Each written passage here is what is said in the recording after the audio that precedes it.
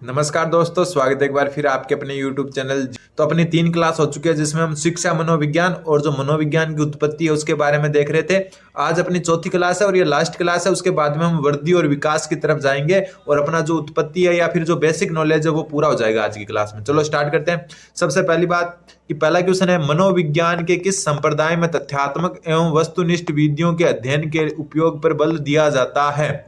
तो देखो, ये क्वेश्चन अगर बाई चांस आपके पास आ जाता और आपको जो है इतना पता नहीं है कि मनोविज्ञान के किस संप्रदाय में तथ्यात्मक एवं वस्तुनिष्ठ विधियों के अध्ययन पर बल दिया जाता है, तो थोड़ा सा दिमाग लगा कि आप ये क्वेश्चन कर सकते थे। कैसे करते कि वस्तुनिष्ठता और जो है और तथ्यात्मकता, ये दो चीजें जो है अभी वर्तमान में चल रही है। क्या चल रही है? वर्तमान में।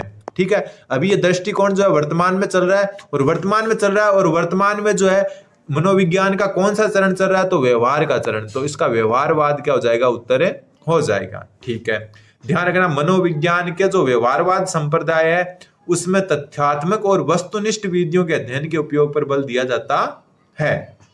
ठीक है, अगला क्वेश्चन देखो, जो भी चीज करवा रहा हूं बेस्ट करवाऊंगा। मतलब जो भी चीजें आपको जीवा स्टडी में मिलेगी, जैसे साइकोलॉजी चल रही है, टीचिंग मेथड की क्लासेस जल्द आ रही है, तो जो चीजें मैं करवा दूंगा ना, उनमें से आप जो पेपर होगा तो देख सकते हो क्वेश्चंस कितने आते हैं। ऐसा नहीं है कि ऐसे टाइम पास हो रहा है, बिल्कुल अच्छे तरीके से करवाऊंगा। ठीक है, शिक्षा मनोविज्ञान के अंतर्गत शिक्षा से संबंधित संपूर्ण व्यवहार और व्यक्तित्व आ जाता है। ये परिभाषा किसके द्वारा दी गई? दोबारा देखो, शिक्षा मनोविज्ञान के अंतर्गत शिक्षा से संबंधित संपूर्ण व्यवहार और व्यक्तित्व आ जाता है। यह परिभाषा किसके द्वारा दी गई? तो मैं आपको बता चुका, परिभाषा में आपको जो है फिक्स याद रखना है कि जो है ये चीज किसने कही, और धीरे धीरे जैसे आप रिवीजन करोगे तो आपको पता चल जाएगा। तो ध्यान रखना, संपूर्ण व्यवहार नाम जहां भी आ जाए, क्या नाम जहां भी आ जाए? संपूर्ण व्यवहार, सहस्य संपूर्ण, सहस्य स्किनर। तो याद रखना, मतलब शिक्षा मनोविज्ञान से संबंधित कोई परिभाषा हो और उसमें संपूर्ण व्यवहार और व्यक्तित्व नाम आ जाए, वहां स्किनर कर देना। ठीक है, और ज्यादातर चांस यही रहता है कि आपको कोई स्किनर की ही जो है परिभाषा पूछी जाती है। अगला क्वेश्चन, क्वेश्चन नंबर 83। क्वेश्चन 83 है, ये भी बार बार क्वेश्चन आया हुआ रिपीट क्वेश्चन है, मतलब कई बार जो है ये क्वेश्चन आ चुका सेकंड ग्रेड में भी और रीट में भी। तो देखो, शिक्षा मनोविज्ञान व्यक्ति के जन्म से वृद्धावस्था तक सीखने के अनुभवों का वर्णन और व्याख्या करती है। ये कथन किसका है? तो ध्यान रखना, जन्म से वृद्धावस्था नाम आते ही जो है आपको क्रो एंड क्रो करना है। क्या करना है? Crow and crow. जन्म से वृद्धावस्था तक कौन सा? बाल मनोविज्ञान चलता है, बाल मनोविज्ञान, बाल मनोविज्ञान। और जन्म कौन सा चलता है? जन्म से वृद्धावस्था तक चलता है आपका विकासात्मक मनोविज्ञान। कौन सा? कल पढ़ चुके हैं, कल वाली क्लास नहीं देखी है तो देख लेना। विकासात्मक मनोविज्ञान जन्म से लेकर वृद्धावस्था तक चलता है। और ये बात जो है, शिक्षा मनोविज्ञान व्यक्ति के जन्म से वृद्धावस्था तक सीखने के अनुभवों का वर्णन करता है। ये बात कही क्रो एंड करो ने। अगला क्वेश्चन, क्वेश्चन नंबर 84 क्या कहता है? मनोविश्लेषणवाद के प्रतिपादक कौन है? जनक पूछा है, और इसको मनोगतिकवाद भी कहते हैं। कौन सा वाद? मनोगतिकवाद। तो मनोविश्लेषणवाद के जनक कौन है? पिछली 3 क्लासों में बहुत जो है जिक्र कर चुके। कौन है? Sigmund Freud, Sigmund Freud. और जो है विलियम जेम्स, कौन से जो है प्रकार्यवाद के जनक? किसके जनक हैं? प्रकार्यवाद के जनक। तो प्रकार्यवाद के जनक कौन? William James. और मनोविश्लेषणवाद के जो जनक कौन है? Sigmund Freud. आगे मनोविश्लेषण सिद्धांत भी आएगा, जो वो भी किसने दिया था? सिगमंड फ्राइड ने। जो ये अपना जो है लास्ट जो है आज की क्लास लास्ट है, जिसमें हम जो है जो शिक्षा मनोविज्ञान और जो मनोविज्ञान की उत्पत्ति है उसको देख रहे हैं। फिर जो है कल से जो क्लास होगी वो वृद्धि और विकास की, जो अपने अलग अगला टॉपिक है, एक प्रकार से प्रॉपर फर्स्ट टॉपिक होगा ना, वो शुरू करेंगे। ये तो सिर्फ उनका जो है एक प्रकार से आधार है और यहाँ से क्वेश्चन भी आते हैं। अगला क्वेश्चन, क्वेश्चन नंबर 85। शिक्षा मनोविज्ञान के ज्ञान द्वारा शिक्षक क्या क्या कर सकता है? तो देखो, बालकों की व्यक्तिगत भिन्नताओं का ज्ञान प्राप्त कर सकता है। तो बिल्कुल सही है। व्यक्तिगत भिन्नताओं का मतलब है कि हर बालक एक दूसरे से अलग होता है। इस चीज का उसका स्तर क्या है, क्या कुछ वो सीख सकता है, वो सारी की सारी जो भिन्नताएं हैं उसका ज्ञान प्राप्त कर सकता है शिक्षक। किसके द्वारा? शिक्षा मनोविज्ञान के द्वारा। उचित शिक्षण विधियों का चयन कर सकता है। तो बिल्कुल सही है। शिक्षा मनोविज्ञान द्वारा जो है उचित शिक्षण विधियां, मतलब जो है किस बच्चे को कौन सी शिक्षण विधि से पढ़ाया जाना चाहिए, वो जो है आप चयन कर सकते हो। एक बात ध्यान रखना, जो प्री होती है ना उसमें लगभग जो ये मान के चलो आप 3-4 क्वेश्चन उपयुक्त सभी वाले आते हैं। फिर है कक्षा कक्ष में अनुशासन स्थापित करता है। तो ये भी जो है आपका बिल्कुल सही है। तो उपरोक्त सभी हो सकता है। इसका क्या होगा? उपरोक्त सभी। अगला क्वेश्चन, क्वेश्चन नंबर 86 क्या बोल रहा है? प्रशिक्षणार्थियों हेतु शिक्षा मनोविज्ञान का आधारभूत कार्य है। प्रशिक्षणार्थियों हेतु शिक्षा मनोविज्ञान का आधारभूत कार्य क्या है? क्या कक्षा शिक्षण की युक्ति सिखाना। प्रशिक्षणार्थियों हेतु शिक्षा मनोविज्ञान का आधारभूत कार्य क्या है? देखो दोबारा पढ़ो, कक्षा शिक्षण की युक्ति सिखाना तो ये नहीं है, ठीक है। शिक्षण के विभिन्न पक्षों के प्रति अंतर्दृष्टि पैदा करना तो ये भी नहीं है। छात्रों की समस्याओं, व्यवहार, आवश्यकताओं के प्रति अंतर्सूझ विकसित करना तो ये है। हम बात कर चुके हैं कि शिक्षा मनोविज्ञान क्या होता है? बाल केंद्रित। क्या होता है? बाल केंद्रित होता है। तो ये चीज कभी भूलना मत कि शिक्षा मनोविज्ञान क्या होता है? बाल केंद्रित। कक्षा शिक्षण से कोई मतलब नहीं है, ठीक है। शिक्षण के विभिन्न पक्षों से मतलब तो है, लेकिन जो है मेन आधार क्या है इसका? मेन है छात्र यानी बालक, क्योंकि बाल केंद्रित होता है। तो बालकों की समस्याएं, व्यवहार, आवश्यकताओं के प्रति अंतर्सूझ विकसित करना जो है शिक्षा मनोविज्ञान का आधारभूत कार्य है। क्यों? क्योंकि शिक्षा मनोविज्ञान क्या होता है? बाल केंद्रित। अगला क्वेश्चन क्या बोल रहा है कि मनोविज्ञान का कौन सा संप्रदाय, ध्यान रखना, मनोविज्ञान को विशुद्ध विज्ञान के रूप में स्थापित करने पर बल देता है? ये क्वेश्चन अपना कल आ चुका है। विशुद्ध विज्ञान के रूप में स्थापित करने पर अलग टाइप से पूछा था, तो कौन सा देता है? व्यवहारवाद। ज्यादातर के उत्तर क्या होंगे? व्यवहारवाद, क्योंकि जो है ये जो है वर्तमान में व्यवहार के विज्ञान के रूप में मनोविज्ञान की व्याख्या होती है। व्यवहार का विज्ञान। कौन सा? व्यवहार का विज्ञान। तो ध्यान रखना, मनोविज्ञान का जो व्यवहारवाद संप्रदाय है वो मनोविज्ञान को विशुद्ध विज्ञान के रूप में स्थापित करने पर बल देता है। अगला क्वेश्चन, परिवार बच्चे को निम्न प्रकार से शिक्षा देता है। परिवार बच्चे को किस प्रकार से शिक्षा देता है? देखो आपने जो चीजें देखी होगी, एक फॉर्मल होता है, एक इनफॉर्मल होता है, एक औपचारिक होता है, एक अनौपचारिक। औपचारिकता वहां होती है जहां एक पद की होती है। जैसे एक जो है आप मान लो कि एक शिक्षक जो है अपने प्रिंसिपल से औपचारिक रूप से बात करता है, या फिर जो अपने अधिकारी होते हैं, जो डीओ होते हैं, सीबीओ होते हैं, उनसे एक औपचारिक रूप से बात, मतलब बड़े जो है ऑफिशियल भाषा होती है एक प्रकार की। और अनौपचारिक होती है जैसे फ्रेंडली टाइप से नॉर्मल बातें करते हैं। तो परिवार और बच्चा आपस में किस हिसाब से अनौपचारिक रूप से बातें करते हैं? ठीक है, अनौपचारिक रूप से बातें करते हैं। अगला क्वेश्चन, आज की क्लास में जो है ये पूरा हो जाएगा, फिर वृद्धि और विकास। तो देखो क्लास बीच में बंद हो गई थी, दोबारा देखो कि क्वेश्चन नंबर 90, पावलोव व स्किनर निम्न में से किससे संबंधित है? पावलोव और स्किनर। अब देखो पावलोव और स्किनर किससे संबंधित है, तो आपको एकदम नॉर्मली पता होना चाहिए, व्यवहारवाद से संबंधित है। क्यों? क्योंकि ये जो है थॉर्नडाइक हुआ, मैकडूगल हुआ, इनके जो है समकालिक थे, ठीक है, इनके जो एक प्रकार से समकालीन थे। तो इस कारण जो है पावलोव और स्किनर है वो जो दोनों के दोनों क्या है? व्यवहारवाद से संबंधित है। फिर शिक्षा मनोविज्ञान संबंधित है। शिक्षा मनोविज्ञान किससे संबंधित है? तो देखो अधिगमकर्ता से, मतलब अधिगम करने वाला, सीखने वाला, बिल्कुल। अधिगम प्रक्रिया की क्या प्रक्रिया अपनाई जा रही है सिखाने के लिए? बिल्कुल। अधिगम स्थितियों से, तो अधिगम स्थितियों से ये क्या हो गया? उपरोक्त सभी इसका उत्तर हो गया। अगला क्वेश्चन, क्वेश्चन नंबर 92। क्वेश्चन 92 क्या कहता है कि निम्नलिखित में से कौन सा शिक्षा मनोविज्ञान की प्रकृति को सबसे उपयुक्त रूप से, सबसे उपयुक्त पूछा है? क्या यह धनात्मक विज्ञान है? क्या यह नियामक विज्ञान है? क्या यह व्यवहारात्मक विज्ञान है? मतलब उचित रूप से बताना है। ऐसा नहीं कि अपन जो है कोई सा बता दें। लेकिन एक बात तो आपने पता चलेगी, जो शिक्षा मनोविज्ञान है ये जो नियामक तो बिल्कुल नहीं होता है। क्या होता है? विधायक होता है। क्या होता है? विधायक होता है। तो ये तो क्या हो गया? गलत हो गया। ऑप्शन बी तो उड़ा दो। तो ऑप्शन बी ये उड़ गया, ऑप्शन बी ये उड़ गया, ये दो ऑप्शन तो उड़ गए। अब ए देखो, धनात्मक विज्ञान, तो बिल्कुल शिक्षा मनोविज्ञान धनात्मक ही होगा, पॉजिटिव ही होगा हमेशा। तो ए तो है, तो ए तो सही हो गया, और ए सही हो गया तो केवल ए तो इसमें ही बचा है, फिर तो ए सी हो जाए, मतलब सी भी सही है। व्यवहारगत विज्ञान है। व्यवहार के रूप में तो पता ही आपको शिक्षा मनोविज्ञान व्यवहारगत क्यों है? क्योंकि वर्तमान में मनोविज्ञान का स्वरूप ही व्यवहारगत है। तो धनात्मक और व्यवहारगत है, नियामक नहीं है। क्यों? क्योंकि ये क्या है? विधायक है। क्वेश्चन आ सकता है शिक्षा मनोविज्ञान या मनोविज्ञान है, तो विधायक विज्ञान है। अगला क्वेश्चन, क्वेश्चन नंबर 93। क्वेश्चन 93 बोला शिक्षा मनोविज्ञान नहीं है, मतलब शिक्षा मनोविज्ञान क्या नहीं है? क्या वो अनुप्रयुक्त विज्ञान नहीं है? तो बिल्कुल अनुप्रयुक्त विज्ञान तो है।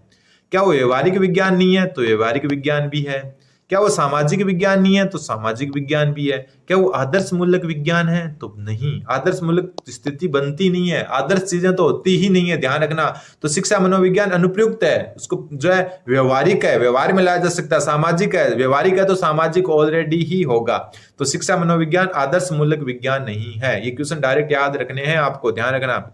अगला क्वेश्चन, क्वेश्चन नंबर 94। शिक्षा में मुख्य परिवर्तन से होना है। मतलब पहले क्या होती थी, शिक्षा शिक्षक केंद्रित होती थी, और वर्तमान में जो है शिक्षा क्या होती है, तो आपको अभी बताया मैंने, बाल केंद्रित। क्या बताया था, बाल केंद्रित। और बाल केंद्रित मतलब बालक यानी छात्र केंद्रित। तो ऑप्शन नंबर ए इसका सही उत्तर हो जाएगा। वर्तमान में शिक्षा जो है शिक्षक केंद्रित से छात्र केंद्रित हो गई है। पहले शिक्षक केंद्रित थी, अब छात्र केंद्रित हो गई है। अगला क्वेश्चन नंबर 95, निम्नलिखित में से कौन सा शैक्षिक मनोविज्ञान का क्षेत्र नहीं है। शैक्षिक मनोविज्ञान का क्षेत्र कौन सा नहीं है, यह भी ध्यान रखना। वैयक्तिक समानताएं बिल्कुल नहीं है। देखो, क्योंकि वैयक्तिक समानताएं नहीं, वैयक्तिक भिन्नताएं हैं। ध्यान रखना, क्या है, वैयक्तिक भिन्नताएं या वैयक्तिक विभिन्नताएं। तो देखो नाम से देखो पता चल गया, व्यक्तिगत समानताएं कभी काम नहीं आती।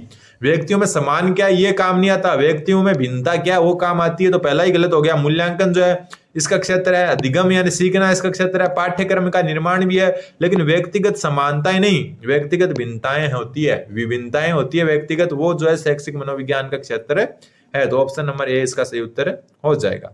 फिर है, विद्यालय को लघु समाज की संज्ञा किसने दी। अच्छा क्वेश्चन है, विद्यालय को लघु समाज की संज्ञा किसने दी। तो विद्यालय को लघु समाज की संज्ञा देने वाला है जॉन डीवी। ठीक है, लघु समाज किसने कहा, जॉन डीवी ने। ठीक है, ध्यान रखना। डीवी क्या होता है, जब आप नौकरी लग जाओगे तो डीवी होगा आपका, जिसको कहते हैं डॉक्यूमेंट वेरिफिकेशन। क्या होता है, डॉक्यूमेंट वेरिफिकेशन। तो डॉक्यूमेंट वेरिफिकेशन का लघु रूप क्या होता है, डीवी। तो लघु समाज कौन, डीवी। ठीक है, याद हो गया। जब आप नौकरी लग जाओगे तो अगर 3rd ग्रेड की लगोगे तो आपका जो है अधीनस्थ बोर्ड आपके जो डॉक्यूमेंट वेरीफाई करवाएगा। 1st ग्रेड या 2nd ग्रेड लगोगे तो आपकी आरपीएससी जो है आपका डॉक्यूमेंट वेरीफाई करेगा, और डॉक्यूमेंट वेरीफाई को शॉर्ट में बोलते हैं डीवी। तो डॉक्यूमेंट वेरीफाई का छोटा रूप क्या हो गया, डीवी, लघु रूप। तो लघु समाज किसने कहा, डीवी ने। ठीक है, अगला क्वेश्चन नंबर 97 क्वेश्चन बोल रहा है कि निम्न में से कौन सा शिक्षा मनोविज्ञान का कार्य क्षेत्र नहीं है या कार्य नहीं है। अधिगमकर्ता को जानना, तो बिल्कुल ये तो कार्य है। अधिगम करता है मतलब जो अधिगम ग्रहण कर रहा है उसको जानना, तो बिल्कुल। विषय वस्तु का चयन एवं संगठन करना, तो बिल्कुल। शिक्षण विधियां वगैरह जो है विषय वस्तु कौन सी पढ़ानी है वो स्तर के अनुकूल, तो वो भी है। सीखने की प्रवृत्तियों के लिए सलाह देना, बिल्कुल। शिक्षण विधियों की सलाह जो है शिक्षा मनोविज्ञान आपको देता है। फिर असमान मनोविज्ञान वाले व्यक्तियों को समझना, तो ऐसा कुछ भी नहीं है। असामान्य मनोविज्ञान वाले व्यक्तियों को समझना जो है शिक्षा मनोविज्ञान का कार्य नहीं है। ये जो है असामान्य मनोविज्ञान एक अलग शाखा होती है। कौन सी शाखा, असामान्य मनोविज्ञान। मनोविज्ञान की बहुत सारी शाखाएं होती है, चिकित्सा मनोविज्ञान, ठीक है, असामान्य मनोविज्ञान, शिक्षा मनोविज्ञान, ऐसे करके बहुत सारी शाखाएं होती है। तो असामान्य मनोविज्ञान वाले व्यक्तियों को समझना शिक्षा मनोविज्ञान के अंतर्गत नहीं आता, वो असामान्य मनोविज्ञान के अंतर्गत आता है। तो ऑप्शन जो है डी इसका सही उत्तर हो जाएगा। कार्य क्षेत्र कौन सा नहीं है, डी वाला। अगला क्वेश्चन नंबर 98 हो रहा है, निम्न में से कौन सा कथन असत्य है। असत्य कथन आपको बताना है। सबसे पहले, शिक्षा मनोविज्ञान शिक्षा संबंधी व्यापक दृष्टिकोण प्रदान नहीं करता। नहीं नाम आ गया तो यही असत्य है।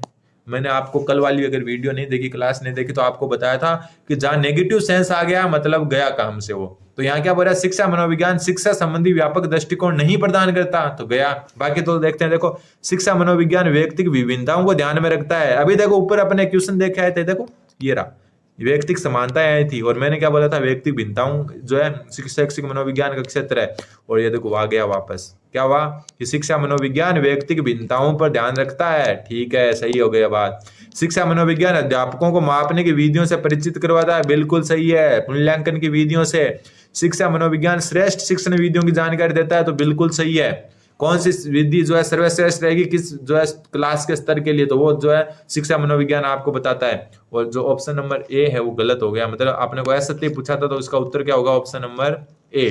जो शिक्षा मनोविज्ञान है उस जो है शिक्षा संबंधी व्यापक दृष्टिकोण प्रदान करता है। ठीक है, अगला क्वेश्चन नंबर 99। आज की लास्ट क्लास है शिक्षा मनोविज्ञान की। कल से वृद्धि और विकास शुरू करेंगे। शिक्षा मनोविज्ञान का महत्व है, शिक्षा मनोविज्ञान का महत्व कहां पर है, तो ये तो आपको पता है। विकासात्मक विशेषताओं को समझने में, बिल्कुल। अधिगम की प्रकृति को समझने में, बिल्कुल। व्यक्तिक भिन्नताओं को समझने में, बिल्कुल। तो सभी विकल्प सही है, तो ये तो क्या हो गया, इजी हो गया।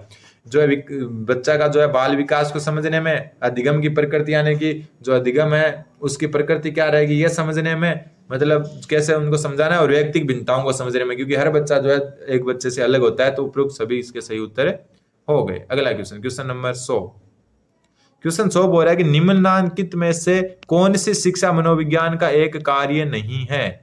शिक्षा मनोविज्ञान का कार्य कौन सा नहीं है ये पूछा है। तो अनुशासन बनाए रखने में सहयोग, बिल्कुल ये जो है शिक्षा मनोविज्ञान का जो है। आप बोलोगे कि कैसे, तो देखो बच्चों को जो है ऐसी इंटरेस्टिंग जो है शिक्षण विधियों से पढ़ाना जिससे अनुशासन बनाए रखें, तो उसमें सहयोग मिलता है शिक्षा मनोविज्ञान से, तो ये तो सही है। फिर कक्षा कक्ष की समस्याओं का समाधान, तो ये भी सही है। जब आपके पास शिक्षा मनोविज्ञान, आप मतलब अच्छे तरीके से आपको पता होगा कि क्या मतलब आपको जो है समस्या आ रही है बच्चे को सिखाने में, एक बच्चा बहुत इंटेलिजेंट है, कमजोर है, तो उनके बीच में जो है कैसे तालमेल बैठाएं, तो ये समस्याओं को जो है समाधान शिक्षा मनोविज्ञान से संभव है। फिर आकलन और मूल्यांकन में भी सहयोग, तो बिल्कुल सही है। तो यहाँ पूछा है कि निम्नलिखित में से जो है कौन सी शिक्षा मनोविज्ञान का एक कार्य नहीं है, तो ये तीनों ही शिक्षा मनोविज्ञान के कार्य हैं, तो सभी कोई भी विकल्प सही नहीं है। मतलब नहीं पूछा है तो तीनों सही है, कार्य नहीं पूछा है और तीनों ही कार्य हैं, तो कोई भी विकल्प सही नहीं है। तो ऑप्शन डी इसका सही उत्तर हो जाएगा। अगला क्वेश्चन, क्वेश्चन नंबर 101। शिक्षा मनोविज्ञान नहीं है, शिक्षा मनोविज्ञान नहीं है। अभी जो है ऊपर पढ़कर आए हैं कि शिक्षा मनोविज्ञान क्या नहीं है। तो मनोविज्ञान एक अनुप्रयुक्त विज्ञान है, तो अभी ऊपर पढ़कर आए हैं। शिक्षा का विज्ञान है, तो अभी ऊपर पढ़कर आए हैं। धनात्मक विज्ञान है, अभी ऊपर पढ़ के आए हैं। और एक पढ़ा था व्यवहार का विज्ञान है, तो ये भी ऊपर पढ़कर आए हैं। तो एक मानक विज्ञान है, नॉर्मेटिव है, नहीं ये मानक विज्ञान नहीं है। ठीक है, ये क्या मानक विज्ञान नहीं है। ये कौन सा विज्ञान है, विधायक विज्ञान। ये बात अपन बार बार पढ़ चुके। तो ऑप्शन जो है नहीं पूछा है, तो नहीं क्या हो जाएगा, ऑप्शन नंबर डी। क्यों, क्योंकि ये विधायक विज्ञान है। Question number 102। क्वेश्चन 102 बोल रहा है कि सूचना प्रसंस्करण सबसे अधिक निकटता से डैश से संबंध है। सूचना प्रसंस्करण, सूचना प्रसंस्करण यानी कि सूचनाओं को भेजना, परिष्कृत करना, तो ये जो है अधिक सबसे अधिक निकटता किससे रखता है। क्वेश्चन आया हुआ है सेम इसी तरीके से, तो ये रखता है संज्ञानात्मक मनोविज्ञान से। ध्यान रखना, सूचनाओं का प्रसंस्करण संज्ञानात्मक मनोविज्ञान से रखता है। रिपीटेड क्वेश्चन है और बहुत क्वेश्चन रिपीट होते हैं, ये भी ध्यान रखना।